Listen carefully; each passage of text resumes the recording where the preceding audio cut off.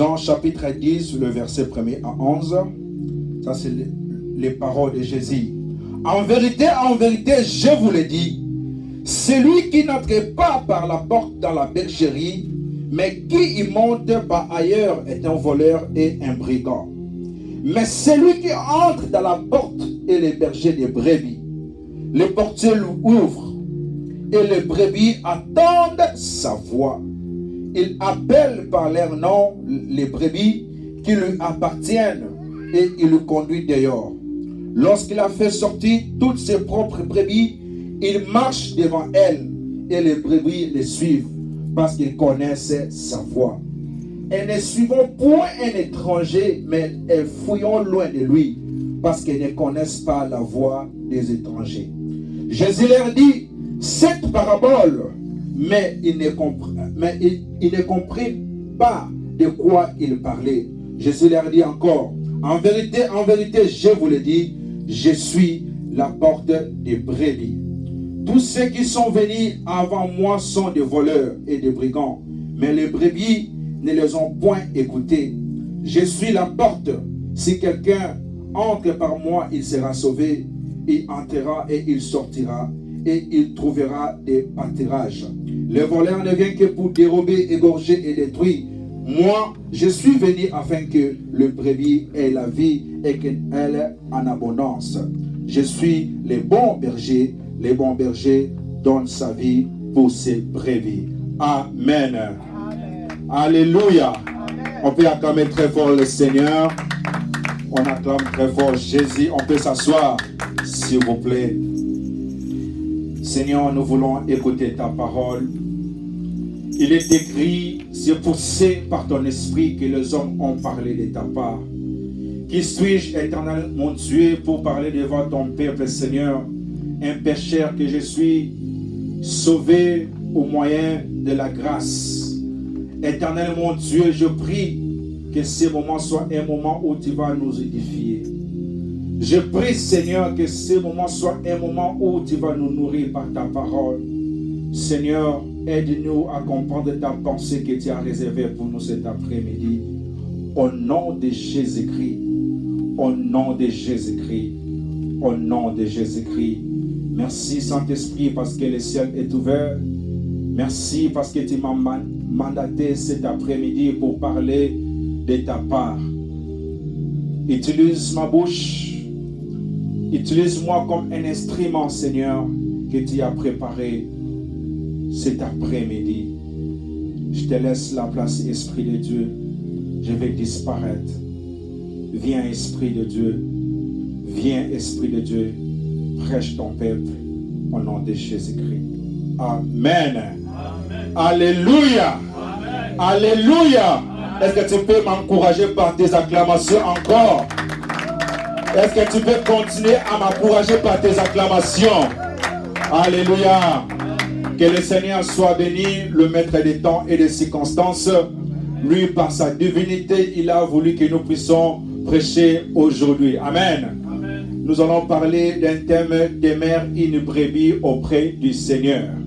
Demeure une brebis auprès du Seigneur. Bien, mes frères et sœurs, nous avons lu des portions des Écritures. Nous avons lu cet homme de David, un homme qui a eu une belle expérience avec Jésus, un homme qui a eu une expérience que ses frères n'ont pas vécue. David a écrit plusieurs psaumes. Dans la Bible, il n'est pas la seule personne qui a écrit les psaumes. Parce qu'il était roi, nous considérons beaucoup plus les psaumes de David. Et quand nous regardons la vie de David, c'est un homme qui a connu beaucoup de diversité dans sa vie. David a connu beaucoup de combats dans sa vie. Voilà pourquoi un jour, par rapport aux expériences qu'il a vécues, par rapport aux choses qu'il a vécues au passé, il a écrit ce psaume, que l'Éternel est son berger. Alléluia. Amen. Alléluia. Amen. Nous avons vu comment David, dans la maison de son père, il était encore jeune, mais le Seigneur l'avait choisi comme roi. David a eu des expériences dans la forêt. Il était capable de prendre une brebis auprès d'un ours. Il était capable de récupérer sa brebis auprès des lions. Bien mes frères et sœurs, je ne sais pas, peut-être tu as l'habitude d'étudier l'ours. Mais l'animal l'ours, nous avons étudié dans un cours qu'on appelle biologie animale. L'ours, c'est un mammifère la plus puissante que le monde n'a jamais connue. Un ours peut mesurer de 1 mètre à 3 mètres. Et puis il peut peser de 100 à 300 kilomètres. Donc c'est un animal trop dangereux. Si tu fais face à un ours, il peut te dévorer dans une seconde. Mais David avait la capacité, s'il voyait un ours venir prendre sa brebis, il avait la capacité de récupérer sa brebis. Il avait la capacité de récupérer sa brebis auprès des lions. David a eu beaucoup d'expérience au combat. Et le Seigneur était en train de le préparer. Et un jour, il y avait un païen au nom de Goliath. Il a défié le nom de Jésus. Cet homme s'est élevé pour défier Dieu. Et le roi Saoul n'avait pas quoi faire. David, lui, le jeune qu'il était, il s'est levé pour combattre Goliath. Et la Bible nous dit, le Seigneur l'a donné la victoire. Amen. Amen. Alléluia. Amen. Par rapport à toutes ces expériences qu'a vécu David, David a dit, l'Éternel est mon berger. Mais ce n'est pas n'importe qui peut dire, l'Éternel est son berger. Parce que lui, David, lui-même, il était un berger. Alléluia. Amen. Il était un berger. Il a eu beaucoup de temps dans la bergerie. Il a connu des temps avec ses brebis. Voilà pourquoi il a fini par dire, l'Éternel est mon berger. David, un homme imparfait, mais un jour le Seigneur l'a dit, tu es l'homme selon mon cœur. Bien mes frères et sœurs, j'aimerais encore te dire, malgré tes imperfections, malgré tes faiblesses, Dieu est capable de t'utiliser. Malgré tout, tu n'arrives pas à abandonner quelque chose que tu luttes longtemps. Jésus-Christ, le Dieu que je te prêche cet après-midi, est capable de t'utiliser. Le Seigneur a frappé la pratique pour dire, David, il est l'homme selon mon cœur. Mais dans le parcours de David, David a connu beaucoup de choses aussi. Il a tué un homme pour prendre sa femme. Mais malgré ça, David gardait l'humilité. Alléluia. Amen. David gardait l'humilité. Bien-aimé, cet après-midi, tu es une brebis du Seigneur. Jésus-Christ est ton berger. Et c'est une grâce d'avoir un berger comme Jésus-Christ. Parce que c'est lui le chemin, la vérité et la vie. Parce que c'est lui qui connaît tout. Malgré la diversité de David, mais le Seigneur était avec lui. Cet après-midi, j'aimerais encore te dire, malgré le combat de ta famille, malgré les réclamations de ta famille, malgré les lois imposées dans ta famille, mais si tu considères Jésus comme ton berger, il finira par te donner la victoire. Il finira par te donner la victoire. Mais il y a un problème. Tu dois être une brebis, une vraie brebis du Seigneur. Alléluia. Alléluia. Une brebis du Seigneur. Et parmi les caractéristiques des brebis, nous avons premièrement, une brebis doit connaître la voix de son berger. Le premier caractère d'une brebis, tu dois avoir la capacité d'écouter la voix de Dieu. Alléluia. Jésus-Christ a dit, mes brebis me connaissent et ils attendent ma voix. Mais celui qui écoute Dieu dans sa vie, il n'échouera jamais. Parce que quand tu écoutes la voix du Seigneur, mais il a déjà un chemin bien tracé pour toi. Mais le problème avec nous, est-ce que nous écoutons la voix du Seigneur? Est-ce que tu écoutes réellement Dieu? J'ai béni le Seigneur pour notre papa le dimanche passé. Il nous a prêché. Quand il prêchait, je sentais vraiment non. Il y avait quelque chose qui bouillonnait en moi. Comment nous allons entretenir notre relation avec Dieu? Avoir cette communion avec le Seigneur. Bien mes frères et sœurs, tu ne vas pas écouter Dieu pour que les hommes puissent t'acclamer. Tu ne vas pas écouter Dieu pour que les gens voient que tu es un prophète. Que non, c'est Dieu qui te parle. Nous écoutons Dieu premièrement par nous-mêmes. Nous écoutons Dieu premièrement par nous-mêmes. Parce que celui qui n'écoute pas Dieu, je ne sais pas, sa vie est sombre. Mais tu dois être une brebis. Une brebis connaisse la voix. Une brebis doit connaître la voix de son berger. Même si aujourd'hui je ferme mes yeux, si ma mère parle, je vais connaître ça, c'est la voix de ma mère. Et pour comprendre et écouter la voix de Dieu, tu dois être en intimité avec le Seigneur. Alléluia. Amen. Tu dois avoir une communion avec le Seigneur. Bien mes frères et sœurs, cherche dans ta vie d'avoir la communion avec le Seigneur. Désire la présence de Dieu. Désire Jésus dans ta vie. Je ne sais pas si cet après-midi tu avais une relation avec Dieu, mais cette relation n'était pas une relation d'un fils avec son père. Cet après-midi, bien-aimé, tu vas prendre la décision d'entretenir une bonne relation avec ton Dieu. Parce qu'il est ton berger et tu es sa brebis. Tu dois avoir la capacité d'écouter la voix de Dieu. Si je te pose la question aujourd'hui, quelle est la dernière fois, bien-aimé, que tu as écouté la voix de Dieu? Quelle est la dernière fois que tu étais dans la présence de Dieu, tu as écouté Dieu te parle? Fais ceci, fais cela. Le problème avec nous, nous ne connaissons pas distinguer la voix de Dieu. L'autre fois, j'avais prêché, dit chacun de nous a sa manière comment le Seigneur nous parle. La Bible dit, notre Dieu parle tantôt d'une manière, tantôt d'une autre. Comment le Seigneur te parle? Il y a plusieurs canaux que notre Dieu utilise pour nous parler.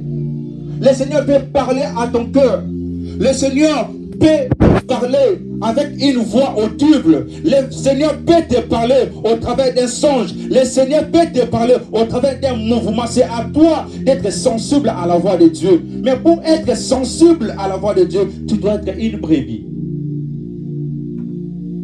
Alléluia. Amen. Alléluia. Es-tu une brebis du Seigneur? Es-tu réellement une brebis du Seigneur? Ou encore tu es un bouc? Les deuxièmes caractéristiques d'une brebis du Seigneur est qu'une brebis marche sans contrainte à la suite du berger.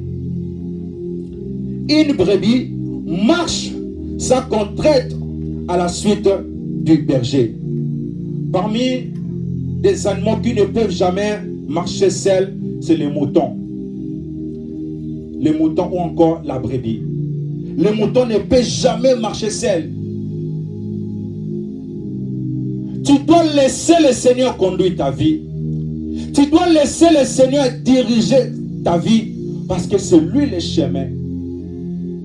Parce que c'est lui le chemin.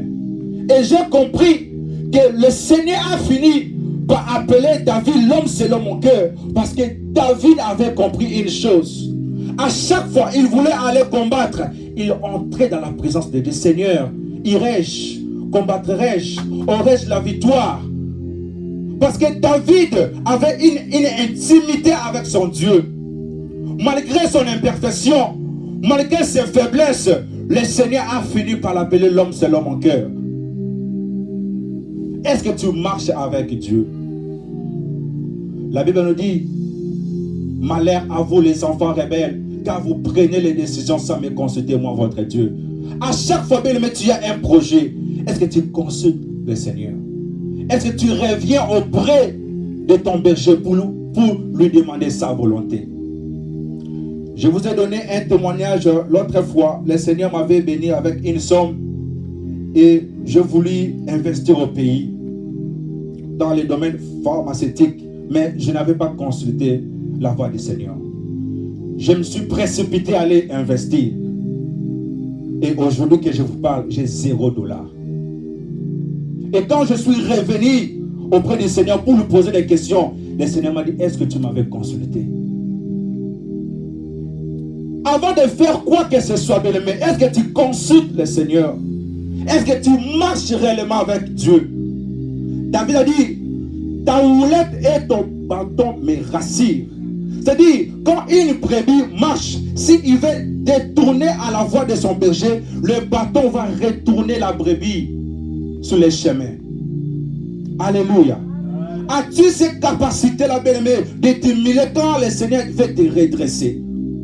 As-tu cette capacité, bien-aimé, cette humilité, lorsque, bien-aimé, tu veux te carrer à la voix du Seigneur, quand le Seigneur va prendre sa roulette, et tu es prêt à accepter?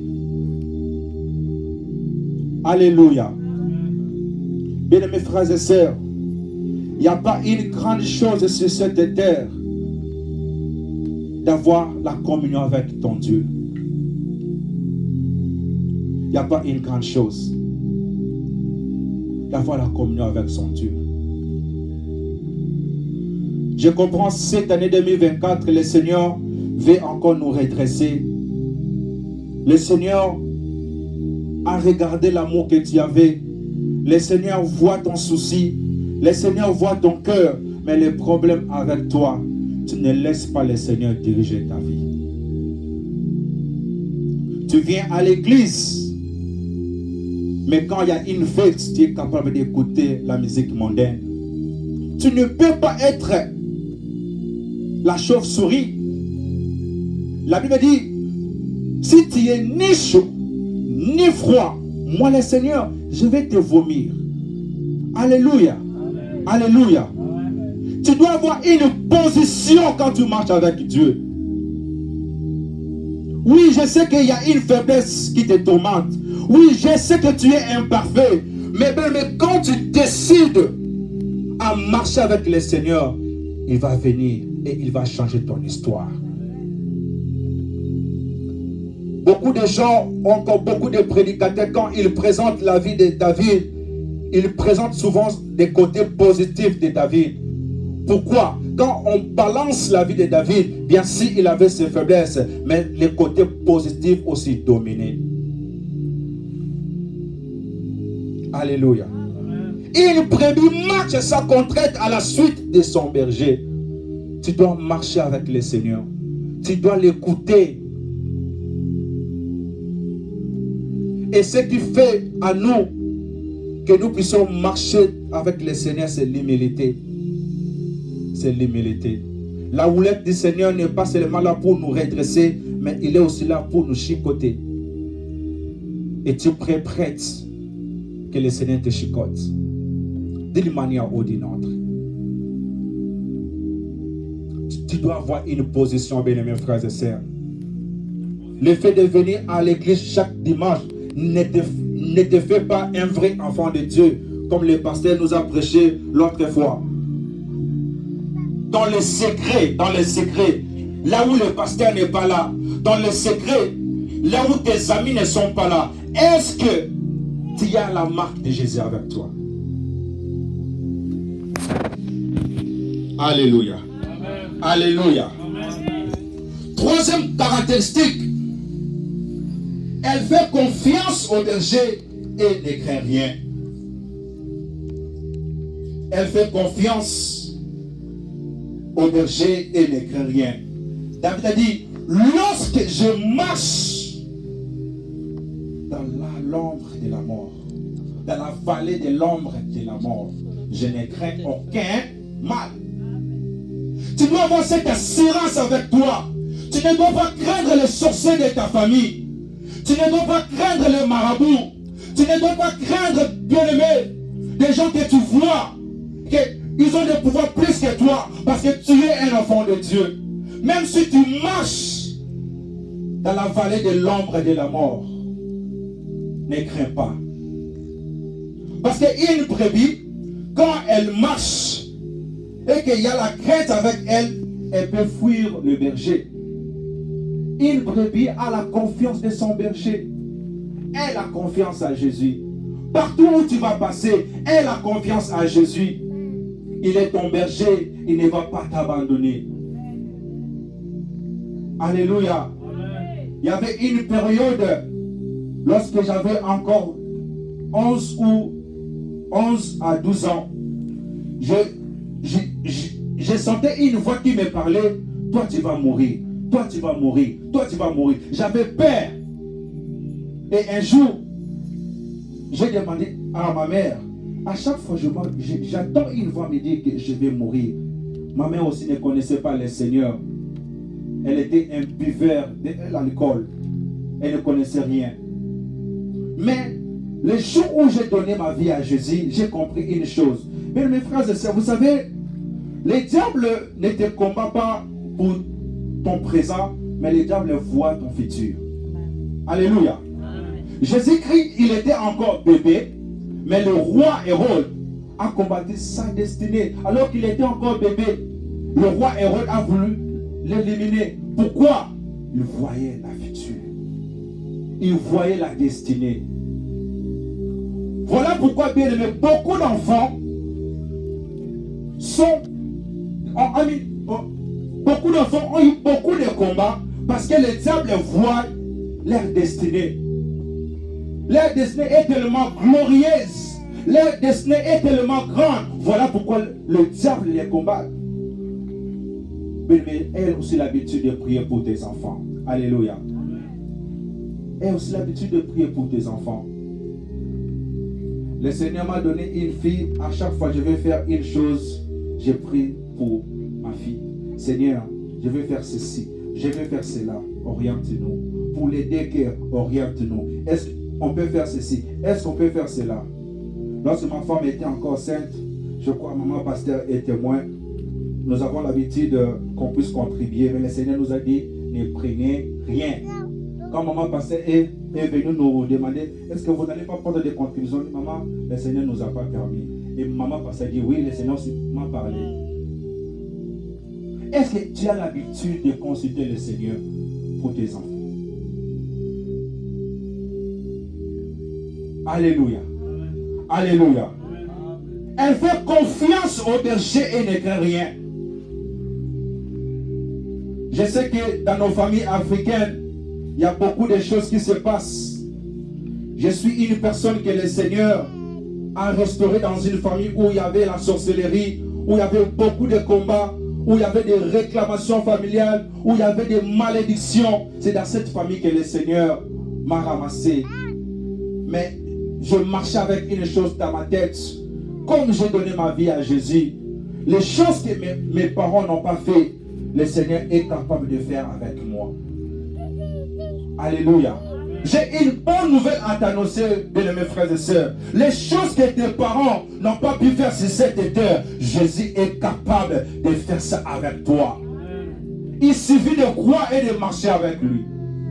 Il suffit de croire et de ne pas marcher avec la crainte avec toi. N'aie pas peur. Même si tu marches dans la vallée de l'ombre de la mort, n'aie pas peur. Rassure-toi que le Seigneur est avec toi. Rassure-toi que le Seigneur est avec toi. Je crois que je vous ai déjà donné ce témoignage lorsque ma mère m'a amené dans son village.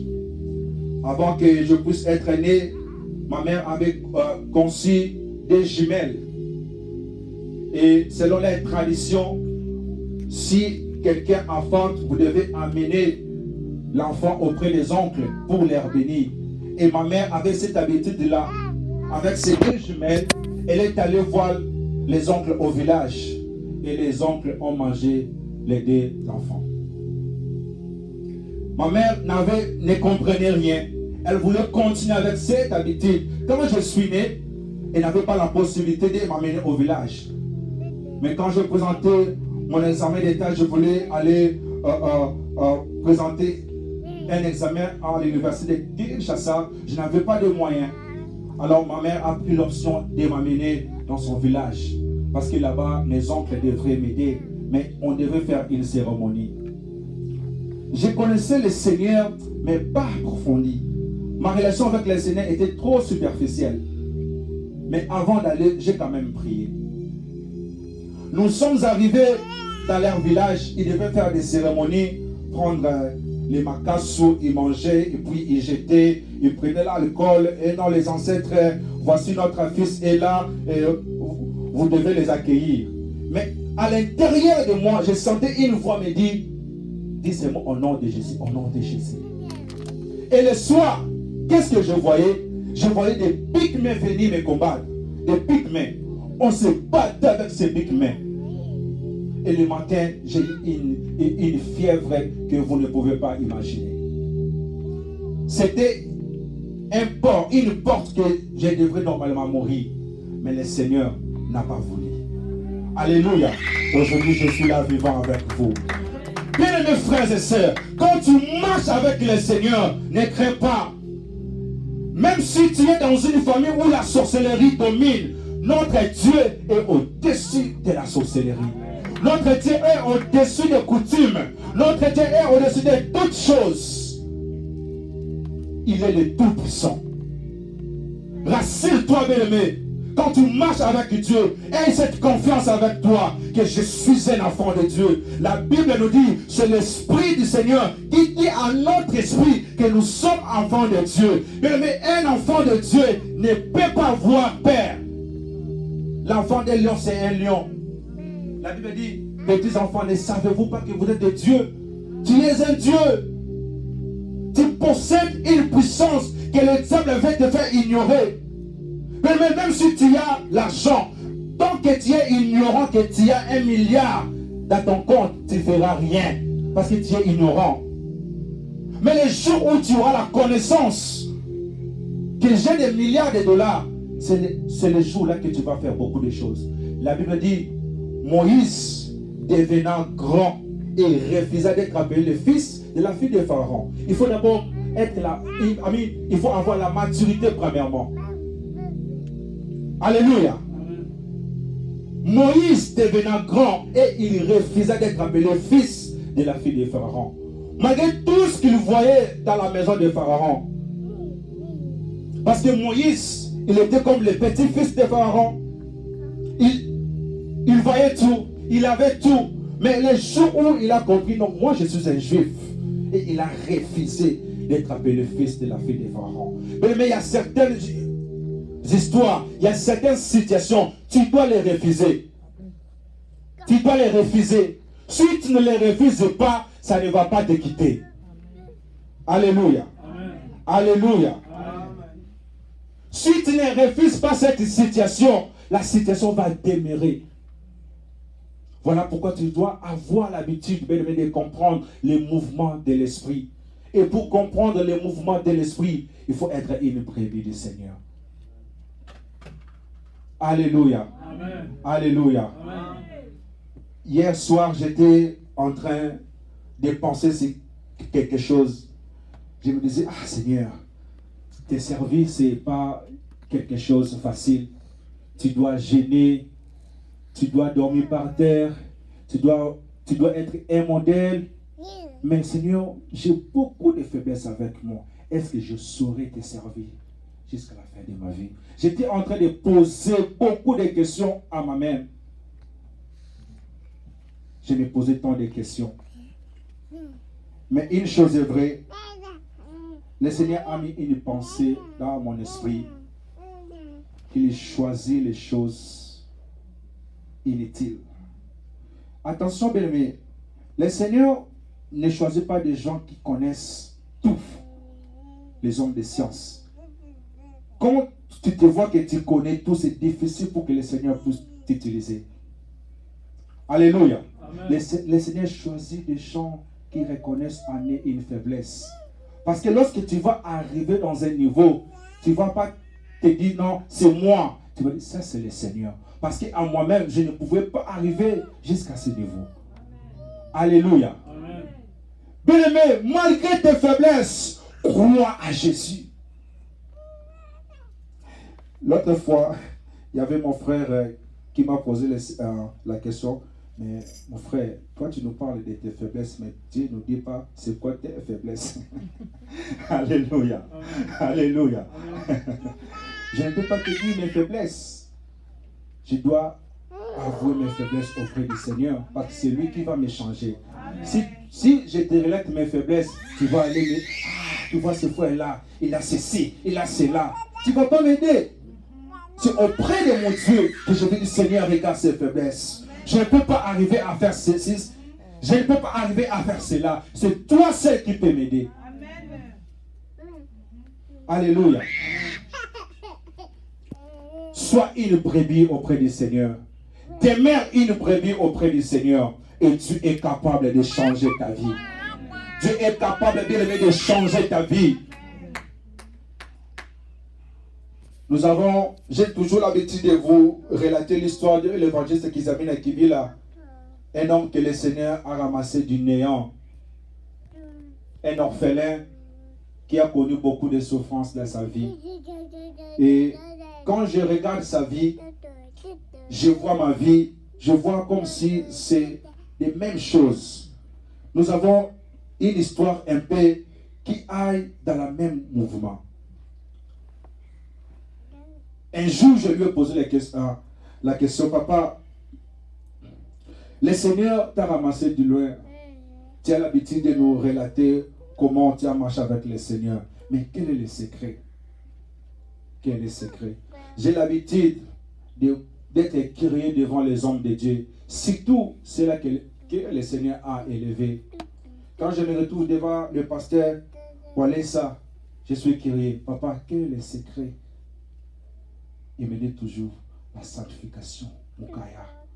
Mon fils, si tu veux que le Seigneur puisse t'élever, Mukaya, la sanctification. Je posais la question à l'évangéliste Kizamina, quel est le secret? Il me dit la même chose, la sanctification. Et mes frères et sœurs, marche dans la sanctification. Crains le Seigneur, même dans les secrets. Crains le Seigneur. Cet après-midi, tu vas invoquer encore le Seigneur. Je sais que tu avais une relation parfaite avec lui, mais à cause d'une circonstance, cette relation n'est plus.